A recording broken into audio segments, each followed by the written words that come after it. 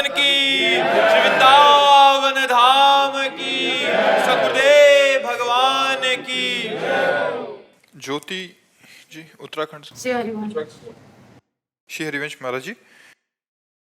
महाराज जी, इस जीवन में अब बस एक भय रह गया है कि वो बहुत सताता है कि आपका हमें छोड़ जाने का। महाराज जी वो दिन मतलब। हाँ, ये तो सत्य है, क्योंकि इस लोक का नाम मृत्यु लोक है और ये शरीर एक नियत समय तक के लिए है।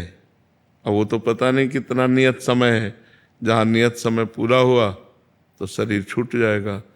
अब हमको इस शरीर से आसक्ति नहीं करनी, हमको हमारे वचनों से आसक्ति करनी है। तो वचन तो रहेंगे, टेप में, मोबाइल में, ये तो रहेंगे। तो अगर वचन पर हम चलें तो ठीक रहेगा। शरीर तो नाशवान है, आज नहीं तो कल नष्ट हो जाएगा। हम भी चाहें तो भी नहीं रोक सकते, आप भी चाहें तो नहीं रोक सकते। भगवान आए तो भी अंतर ध्यान की लीला करनी पड़ी। तो ये तो निश्चित है, इस लोक का नाम ही मृत्यु लोक है। यहाँ सबको मरना पड़ता है, सबको जाना पड़ता है। बड़े बड़े सिद्ध महापुरुष समय आने पर शरीर छोड़कर चले गए।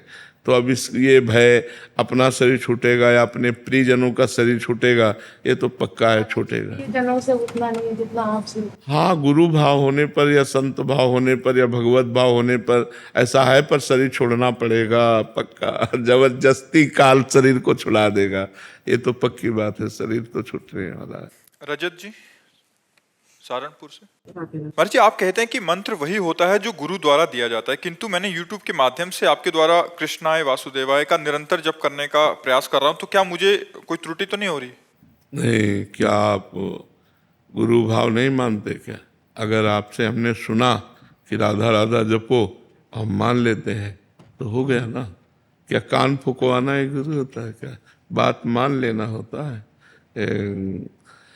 पूज्य श्री रामानंदाचार्य जी रोज गंगा स्नान करने जाते थे, तो कबीरदास जी वो सीढ़ियों पर लेट गए। हमने ऐसा स्कूल की किताब में शुरुआत में चरित्र आया था तो पढ़ा था। तो जे ही चरण रखा तो उनकी छाती पे रखा, सुनकर अरे बेटा राम राम बोलो। बोले गुरु जी राम राम। और सिद्ध महापुरुष कबीरदास जी यही दीक्षा हो गई, बेटा राम राम बोलो, सिद्ध हो गई।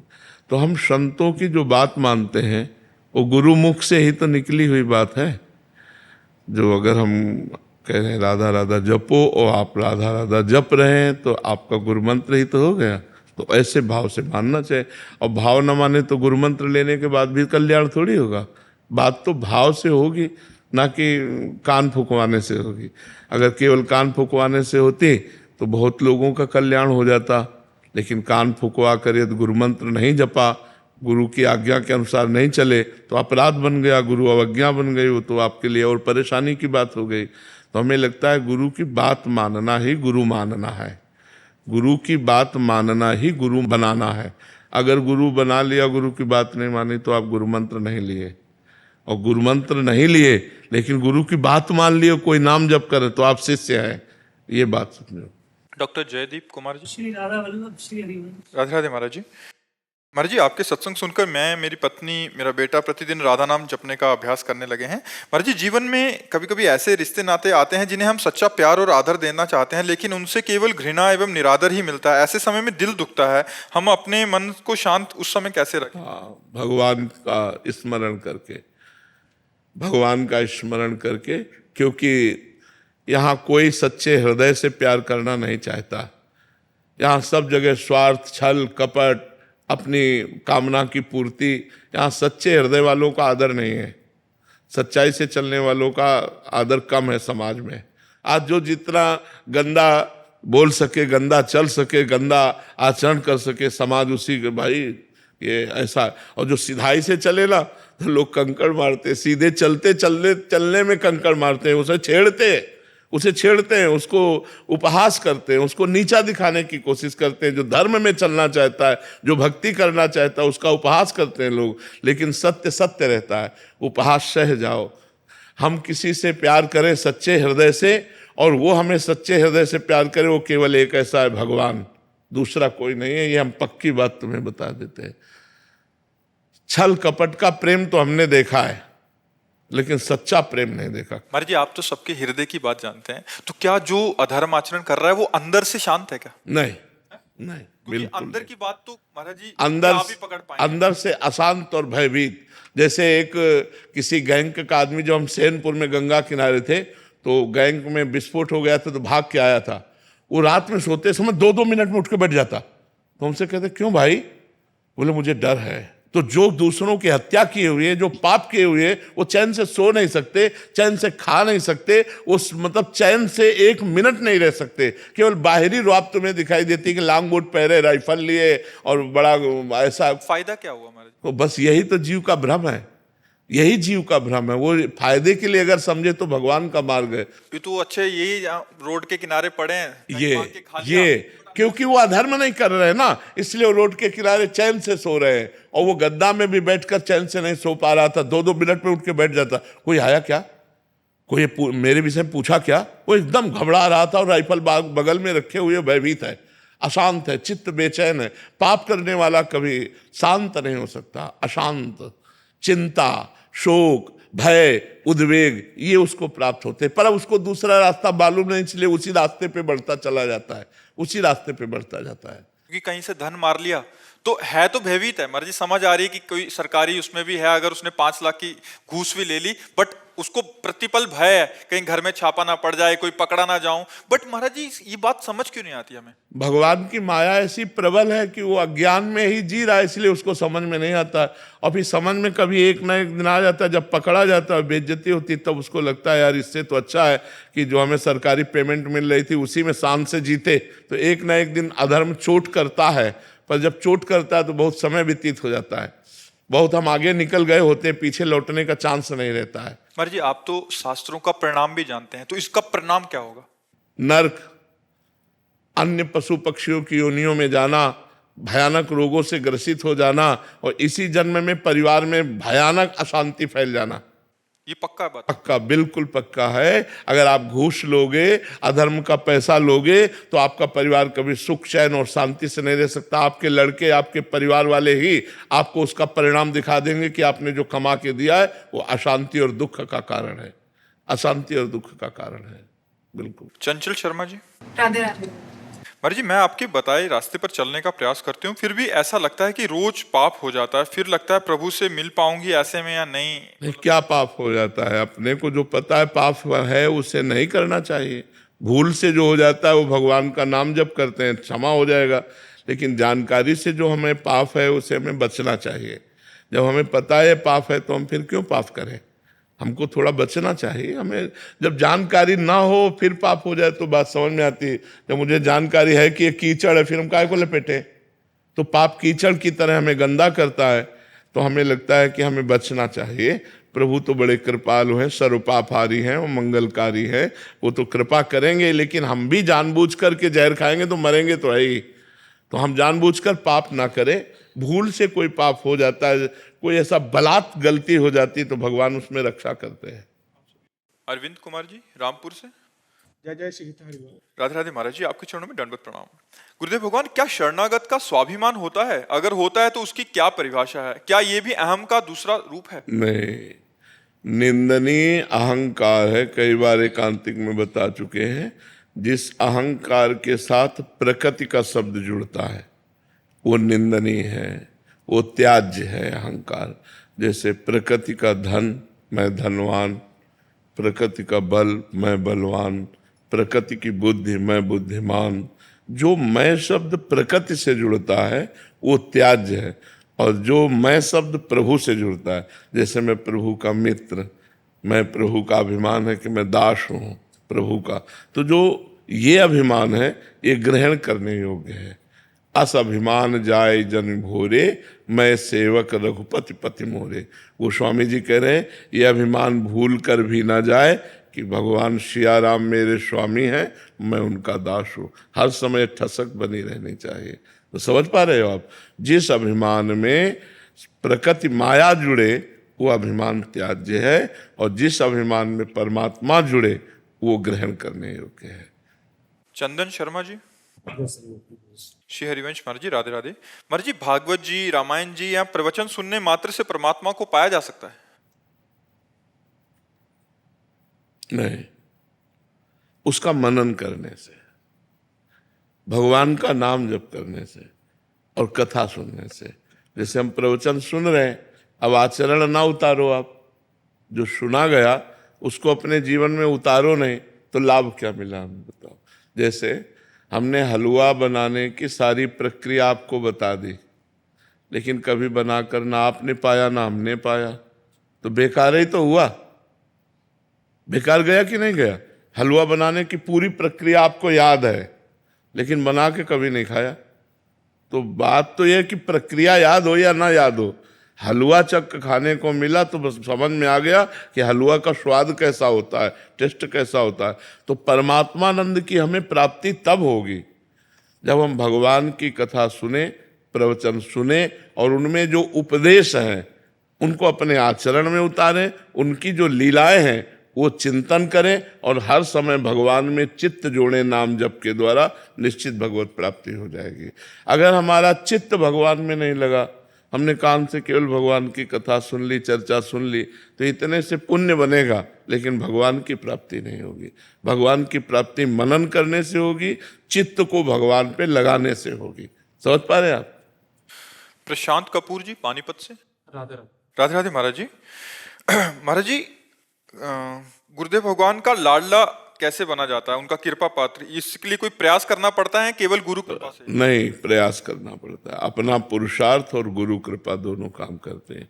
तन मन प्राण जब गुरु को समर्पित हो जाते हैं तो फिर वो गुरु का लाडला हो जाता है। जिसका तन, जिसका मन, जिसका प्राण, पर ये कहने की बातें नहीं, बहुत कठिन है समर्पित करना। एक बार समर्थ गुरु रामदास जी के एक बहुत प्रिय शिष्य थे, तो और शिष्यों को थोड़ा सा ईर्ष्या हुई कि बहुत प्यार करते हैं महाराज जी इनको, तो प्रश्न किया कि आप इन्हीं को अधिक प्यार करते हैं, हम लोग भी तो आपके शिष्य हैं। तो इस प्रश्न का उत्तर हम तुम्हें बताएंगे। एक दिन उन्होंने कहा, लीला की कि हमारे पैर में फोड़ा हुआ, बहुत दर्द हो रहा है। तो सब शिष्यों ने कहा कि शिवाजी को सूचना कर देते हैं, राजवैद्य ले आते हैं। बोले नहीं, राजवैद्य से ठीक होने वाला नहीं। वैसे पट्टी बांधे हुए थे। कहा इसमें मवाद है और इसका मवाद जो पी लेगा वो मर जाएगा और हम स्वस्थ हो जाएंगे। शिष्यों से कहा, कोई नहीं तैयार हुआ। मर जाना है ना, तन मन प्राण समर्पित शिष्य लाडला। और जिसको बहुत प्यार करते थे उनका गुरुजी अभी बताओ कहाँ से पीना शुरू करे? तो बोले ये है मुंह फोड़े का, और कपड़ा हटाया और उन्होंने मुंह लगाया और पूरा पी गए। पी गए तो कहा, गुरुजी ये तो बहुत स्वादिष्ट है, ये तो अमृत जैसा है, क्योंकि वो लंगड़ा आम बंधा हुआ था और कुछ नहीं था। वो आम बांधे हुए थे। अब सब शिष्य मुंह बगाड़ के रह गए। बोले इसको इसलिए प्यार करते हैं कि इसने तन मन प्राण समर्पित कर दिया। उसको तो पता नहीं था कि आम है, उसको तो पता था जहरीला मवाद है, पीते ही हम मर जाएंगे, लेकिन मेरे गुरु जी स्वस्थ हो जाएं और मैं मर जाऊं इसमें कोई बात नहीं। ऐसा समर्पण, तन मन प्राण, ऐसा समर्पण गुरु के प्रति, वो गुरु का लाडला होता है। जो हुक्म पर प्राण त्यागने के लिए तैयार है, आज्ञा पर तत्पर है, वो गुरु का लाडला होता है। इसीलिए हम राष्ट्र सैनिकों को सबसे ज्यादा प्यार करते हैं कि हमारे देश के लिए वो प्राण त्यागने के लिए हर समय तैयार है।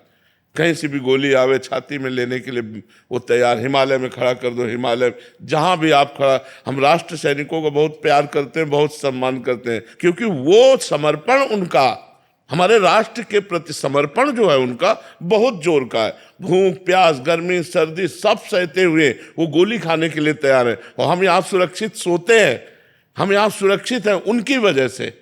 हम जितने भी भारतवासी हैं वो सब सुरक्षित हैं उनकी वजह से। बॉर्डर में वो खड़े हैं अपनी जान की बाजी लगा करके। तो जो जान की बाजी लगाकर चाहे देश के लिए हो चाहे प्रभु के लिए हो, वो बंदनीय है और वो प्यारा होता है। नीतीश शर्मा जी। राधे राधे। राधे राधे महाराज जी। महाराज जी, एक तरफ सुना है कि अपनी इच्छाओं को भगवान को बताएं, वो पूरी करेंगे, और दूसरी तरफ ये भी आता है कि भगवान से मांगना नहीं चाहिए, वो आपकी इच्छाएं अपने आप पूरी करेंगे। हाँ, एक सम्राट प्रसन्न हुआ, एक गरीब आदमी नजदीक गया तो सम्राट ने कहा, मैं बहुत प्रसन्न हूं, तुम्हें जो मांगना हो मांग लो। सम्राट माने होता है बहुत से राजाओं का बादशाह। तो उन्होंने कहा सरकार 1 साल की भैंस के लिए चारा दे दीजिए और 1 साल का हमें भोजन दे दिए। तो उनका तुम मांग किससे रहा पता है? सम्राट से मांग रहा हो। क्या मांग रहा है? 1 साल का भैंस का चारा और 1 साल का अपना तो अखिल कोटि ब्रह्मांड नायक परमात्मा से हम मांग क्या रहे हैं? बिल्कुल वैसे ही मांगना है जैसे एक सम्राट से 1 साल भैंस का चारा और 1 साल अपने भोजन का गुजारा। अरे कह दे तो तेरे पूरे जीवन का गुजारा 1 क्षण में वो कर दे। तो ऐसे ही अनंत ब्रह्मांड के स्वामी को छोड़ दो उनके ऊपर कि आपको जो देना हो सो दो, तो वो अपनी स्थिति से देंगे। और जब हम मांगेंगे तो हम अपनी स्थिति से मांगेंगे। हमारी स्थिति कितनी है? तो उन्होंने कहा जब खुल के मांगो कितना, तो आप बहुत हिम्मत करो, कहोगे 1 अरब रुपया। और उससे कहा जाए आप जितना प्रसन्नता से दे दो, तो वो अपनी स्थिति से देगा। वो जब अपनी स्थिति से देगा वो हमारे लिए बहुत बड़ी बात होगी। तो हमें लगता है भगवान का भजन करना चाहिए, भगवान की आराधना करनी चाहिए और प्रभु से कहना चाहिए मुझे मांगना नहीं आता, आपको जो मन हो सो दे देना, जैसे पालन पोषण करना हो वैसे पालन पोषण करना।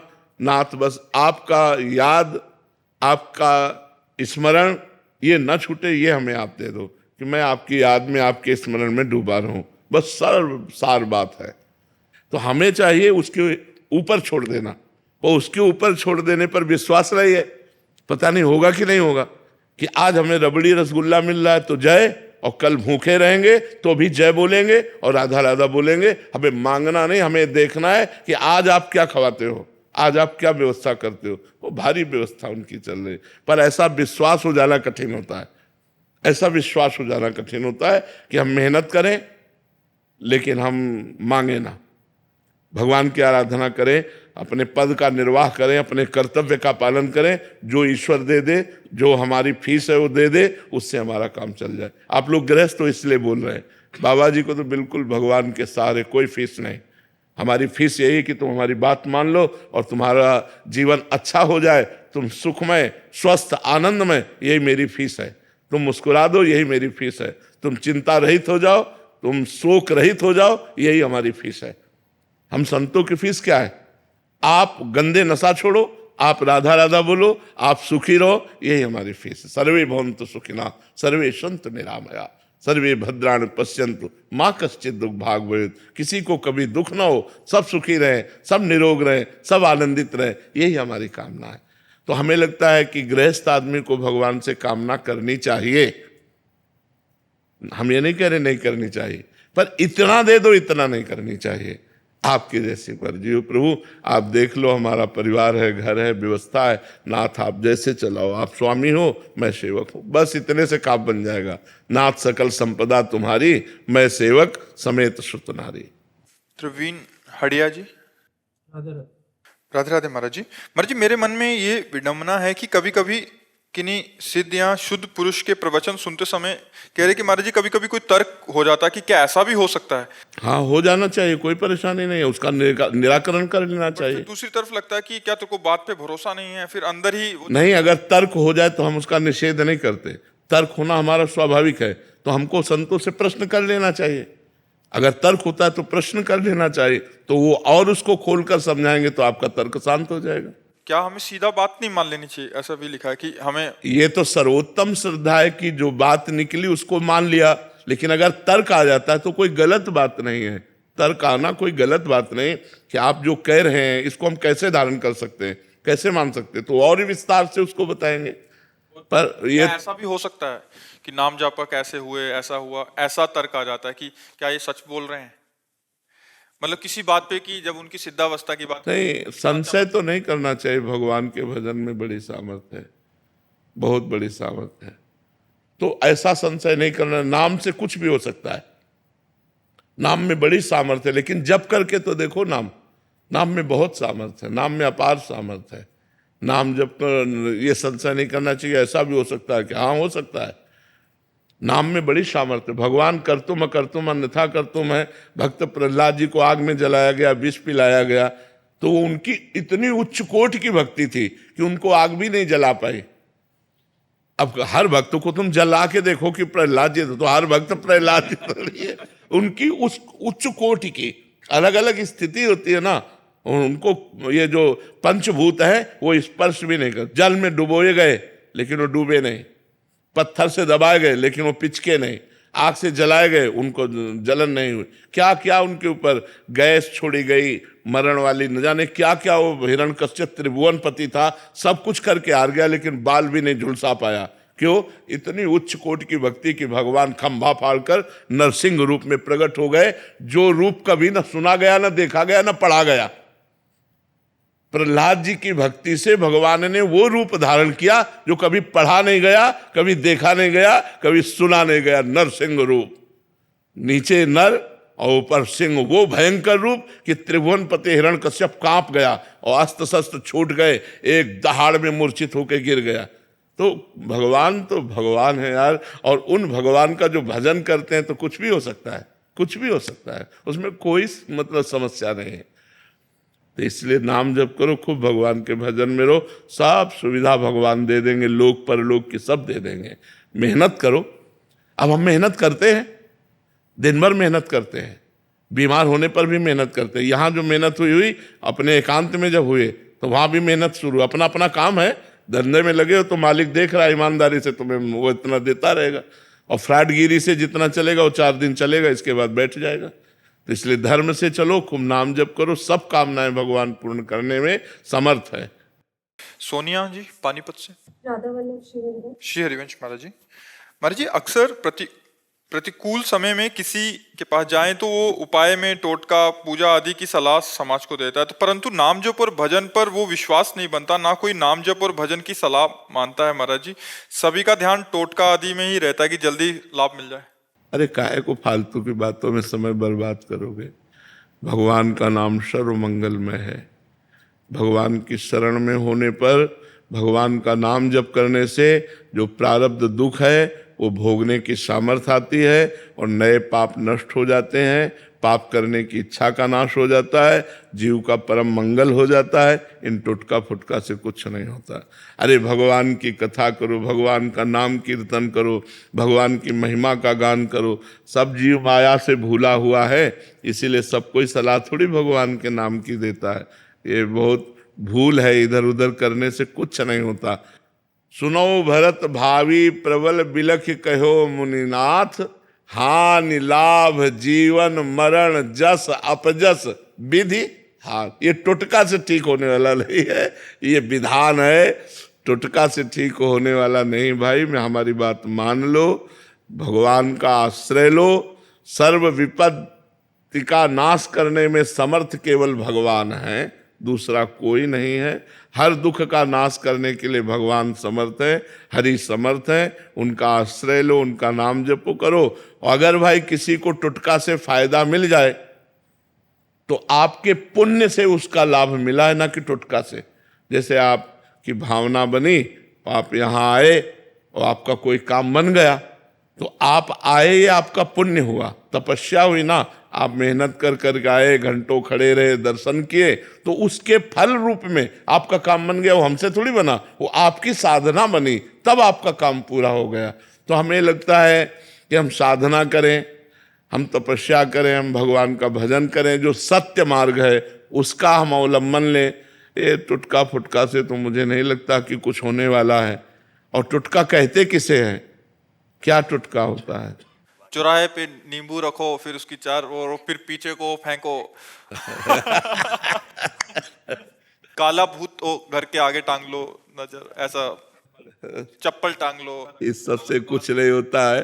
भगवान का देखो, विभीषण जी लंका में है, राम नाम अंकित गृह, भगवान का नाम अंकित है दीवाल में, भगवान का नाम। ये नहीं जूता चप्पल टांगने नहीं, राम नाम अंकित गृह शोभा। घर की शोभा क्या है? भगवान का नाम पहले लिखा होता था दरवाजे पे अतिथि देवो भव, अब लिखा होता कुत्ते से सावधान, नहीं लिखा था। अब कलयुग का प्रभाव बढ़ गया है अलग अलग। तो हम तो कहते हैं अगर आपका श्रद्धा विश्वास बने हमारी बात पे तो भगवान का नाम लो। नाम लेत मंगल दिशि दशहु, 10 दिशाओं में मंगल होगा। हरि स्मृति सर्व विपद विमोक्षण। जहां आपको लग रहा हो कि अब अमंगल होने वाला है, पुकारो मंगल भवन भगवान को, हे हरि, हे भगवान, हे करुणामय, मुझ दीन की बात सुन लो, मेरी रक्षा कर लो, भगवान मंगल करेंगे।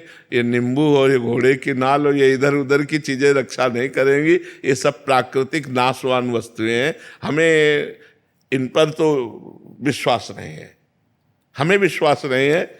आपको हो तो धन्यवाद, आप कीजिएगा, और जब आपको उससे लाभ ना मिले तो फिर भगवान का नाम लीजिएगा। अगर हमारे प्रारब्ध में किडनी भोग लिखा है तो त्रिभुवन में कोई पैदा नहीं हुआ कि इसे ठीक कर दे, और इसे ठीक होना लिखा है तो त्रिभुवन में कोई नहीं कि इसे बिगाड़ सके। देखो, भगवान चलाना चाह रहे हैं तो ऐसी स्थिति में भी प्रवचन हो रहा है, एकांतिक वार्ता हो रही, सब हो रहा है। और अगर भगवान ना चलाना चाहे तो चाहे जितनी किडनी बदल लो, सब इन्फेक्शन हो जाएगा, फेल हो जाएंगी। हमें लगता है भगवान से बढ़कर कोई नहीं है, तो हमें भगवान की आराधना करनी चाहिए। जितने देवी देवता हैं सब भगवान के ही स्वरूप हैं। आराधना करो, पाठ करो, भगवान के नाम से दूसरों को दान करो, दूसरों गरीबों की सेवा करो, ये तो मेरी समझ में आता है। लेकिन और अन्य बातें सब समझ में आती। महाराज जी, आजकल मानसिकता ऐसी हो गई है कि हमें कुछ ना करना पड़े, जो काम करे अंगूठी करे, जो काम करे नींबू करे, मतलब हमें कुछ ना करना पड़े। हम नाम जप करेंगे तो हमारा चिंतन, हम विषय भोग भोगें, हम जैसा हम चाह रहे हैं वैसा हो, या तो आप हमारे लिए हवन करें पर हम सुखी हो जाएं। ऐसा नहीं हो सकता। निज कृत कर्म भोग सुनवाता, शब्द पर आओ, निज कृत, आपका किया हुआ कर्म ही आपको सुख दुख प्रदान करेगा। दूसरे का किया हुआ कर्म आपको सुख दुख नहीं प्रदान करेगा। आप पैसा रुपया नाना प्रकार की भोग सामग्री एकत्रित कर सकते हो, लेकिन सुख शांति नहीं, वो केवल परमात्मा में ही मिलेगी। यदि परमात्मा का चिंतन नहीं करते हो तो आप सुखी नहीं हो सकते, आप शांत नहीं हो सकते, चाहे जो कुछ इकट्ठा करके देख लो। तो भगवान की ये सब लीलाएं मायाकृत हैं। हम तो सबसे यही कहते हैं कि भगवान का नाम जप करो, भागवत कथा सुनो, भगवान की चर्चा सुनो, नाम कीर्तन करो, दूसरों का उपकार करो, तुम्हारा मंगल हो जाएगा। श्री हरिवंश महाराज जी, आपकी अपार कृपा से मैंने समस्त दुष्कर्म जैसे व्यभिचार, मादक पदार्थों का सेवन, धूम्रपान, झूठ बोलना, चोरी करना, पैसे का छल कपट करना को त्याग दिया। परंतु एक मन में बहुत खेद है कि आप इतनी देर से क्यों मिले महाराज जी? आज जीवन की 46 वर्ष की आयु व्यर्थ हो। इस विषय पर न सोचे, अब ये सोचे कि जब से मिले हैं तो अब हमको समय नष्ट नहीं करना, अब हमको अच्छे से समय गुजारना है। भगवान का नाम जप करते हुए, परोपकार करते हुए, धर्म पूर्वक धन कमाते हुए, परिवार का प्यार पूर्वक पोषण करते हुए, अब जीवन में अपराध नहीं करना, गलती नहीं करना। अब लो नशानी, अब ना नशई हो। तो जितनी श्वासें हैं, जितना आपका समय है, वही भगवत प्राप्ति के लिए पर्याप्त है, उसी से भगवान की प्राप्ति हो जाएगी। हमें जो समय अब मिला है, हम जग गए तो अब हमसे गलती ना होने पावे, ये सबसे बड़ी बात है। पीछे जो भूत गया उसको तो छोड़ो, अब भविष्य की चिंता को छोड़ो, वर्तमान को संभाल लो। वर्तमान को भगवान नाम जप में, वर्तमान को परोपकार में, वर्तमान में दूसरे की सेवा करो, इसी से तुम्हारा मंगल हो जाएगा। अंजू जिंदल जी। राधे राधे महाराज। महाराज जी, आपके चरणों में कोटि कोटि प्रणाम। महाराज जी, मेरे प्रश्नों के सारे उत्तर तो आप अपने आप ही दे देते हैं। मुझे तो सिर्फ इतना पूछना है कि आपको मेरे और मेरे जैसे जितने भी लोगों का प्रश्न होता है, उनका उत्तर और प्रश्न दोनों कैसे पता लग जाता है? क्योंकि सब यही कहते हैं कि हम प्रश्न सोचा और अगले दिन महाराज जी ने हमारे प्रश्न का उत्तर नहीं, इसमें मुख्य बात भगवान की है, जो हमारे भी हृदय में बैठे और आपके भी हृदय में बैठे हुए। तो आपके हृदय में कोई ऐसा प्रश्न हुआ और किसी ने आप प्रश्न कर दिया और उसका उत्तर आपको मिल गया, तो इसमें मुखिया भगवान हुए ना। मुख्य तो भगवान हुए, जो प्रश्नकर्ता से वही प्रश्न कराया जो सैकड़ों लोगों के हृदय में चल रहा था, और उत्तरकर्ता के हृदय में बैठ के उत्तर दे दिया। तो प्रश्नकर्ता और उत्तरकर्ता और श्रोता तीनों में मुख्य भगवान हुए कि नहीं हुए? तो भगवान का ही ये सारा खेल है। पर महाराज जी, अगले दिन ही कैसे होता है कि प्रश्न का उत्तर अपने आप ही आ जाता है? हाँ, तो भगवान का ही खेल है, इसमें हमारा क्या खेल? हम तो कच्चा न पड़े, हमें तो कुछ ज्ञान नहीं है, भगवान ही सब बुलवाते हैं। अनन्या सिंह जी। राधे राधे महाराज। राधे राधे महाराज जी। महाराज जी, ईमानदारी पे भी चलने पे कभी कभी कष्ट भोगने पड़ते हैं, और क्या ये प्रारब्ध हम अपने अच्छे और सच्चे कर्म से सही नहीं कर पा रहे? नहीं, इसमें वर्तमान के सत्य मार्ग में चलने की कमी का कोई प्रमाण नहीं होता। इसमें होता है हम सत्य चल रहे हैं, लेकिन इस समय हमारा बुरा प्रारब्ध चल रहा है। तो देखा जाता है कभी कभी धर्मात्मा पुरुष दुख भोगते हुए और पापात्मा पुरुष सुख भोगते हुए। तो पापात्मा पुरुष का उस समय पुण्य चल रहा है, तो पुण्य फल से वो सुख भोग रहा है, और वो पाप का फल चल रहा है, इसलिए धर्मयुक्त चलने पर भी उसे दुख भोगना पड़ रहा है। लेकिन विजय धर्मात्मा की होगी, पापात्मा का नाश होगा। जैसे कुछ समय तक 12 वर्ष का वनवास, 1 वर्ष का अज्ञातवास पांडवों को भोगना पड़ा, और सम्राट पद पर दुर्योधन बैठे खूब फूला, लेकिन अंत में हस्तिनापुर नरेश महाराज युधिष्ठिर हुए और कौरवों का सम्यक विनाश हुआ। तो पापात्मा पुरुष कभी कभी सुखी देखा जाता है वो अपने पुण्य बल से, और जब उसका पुण्य क्षीण हो जाएगा और वर्तमान का पाप और पुराना पाप जुड़ेगा तब वो ब्लास्ट हो जाएगा, तब वो नष्ट हो जाएगा। तो हमें चाहिए धर्म से ही चलना चाहिए, भले दुख मिले तो हमारे पूर्व पाप का परिणाम है, उसे हम भोग लेते हैं, आगे हमारा मंगल होगा। ये पक्का निश्चित बात है, इसमें कोई भी संशय नहीं है। तो ब्रह्मास्त्र का प्रयोग मच्छर मारने के लिए जैसे नहीं किया जाता, ऐसे ही अपने भजन का प्रयोग अपने रोग नाश के लिए नहीं किया जाता। ये भजन का ही बल है कि हम आपके बीच में बैठे हैं ऐसी स्थिति पर भजन का बल का प्रयोग भगवान की प्राप्ति है, ना कि इस नाशवान शरीर को स्वस्थ कर लेना। अगर स्वस्थ भी होंगे और कल मरना है तो मर ही जाएंगे, और अगर हमें 10 साल जीना है तो अस्वस्थ होते हुए भी हम 10 साल जिएंगे और वो कार्य करेंगे जो एक स्वस्थ पुरुष भी नहीं कर सकता है। तो हमें चाहिए अपने भजन का प्रयोग सुख दुख में नहीं, भगवान की प्रसन्नता में प्रयोग करना चाहिए।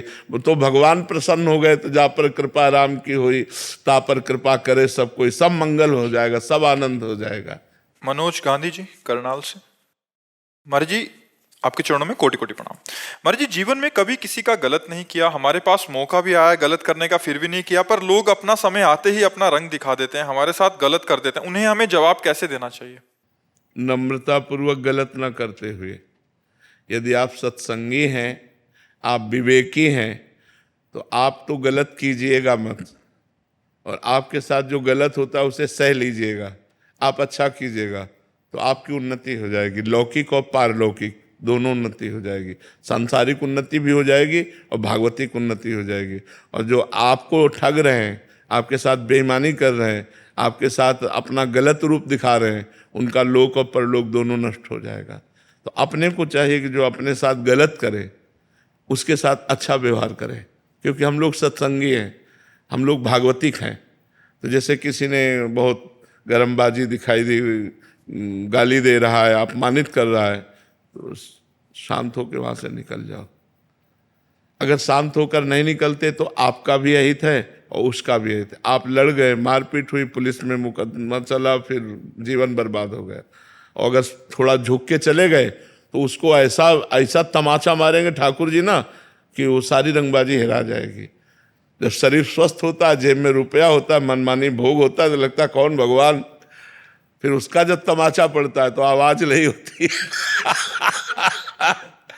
उसके तमाचे में आवाज नहीं होती, लेकिन ऐसा मार मारते कि फिर पूछो मत, अच्छे अच्छे ऐसे हो जाते, अच्छे अच्छे।